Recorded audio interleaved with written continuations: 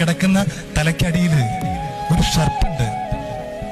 52 വർഷം മുമ്പേ മരിച്ചുപോയ എന്റെ ഏട്ടന്റെ, എന്റെ സ്വന്തം ജ്യേഷ്ഠന്റെ ഒരു ഷർട്ട് 52 കൊല്ലം മുമ്പ് മരിച്ചു പോയതാ. ഇപ്പോഴും ആ ഷർട്ട് എന്റെ അമ്മയുടെ വീട്ടിനടിയിലുണ്ട്. ഈ വിഷു ഒക്കെ വരുമ്പോ, ഞങ്ങൾ വിഷു ആഘോഷിക്കുന്നവർക്ക് വിഷു വരുമ്പോ വിഷു കണി കാണുക എന്ന് പറയും. ആ കണി കാണാൻ രാവിലെ 3:30 മണിക്ക് ഞങ്ങൾ എണീറ്റ് കണി കണ്ട് ആദ്യം അമ്മ ഞങ്ങൾക്ക് വിഷു കൈനീട്ടം തരും. എല്ലാവരും അമ്മയുടെ മുന്നിൽ പോയിട്ട് ഇപ്പോഴും 80ാമത്തെ വയസ്സിലും ഒരു പൈസ അമ്മ കയ്യിൽ തരും. നമ്മുടെ കാലിൽ തൊട്ട് വന്നിച്ച് ആ വിഷു കൈനീട്ടം കാണണം.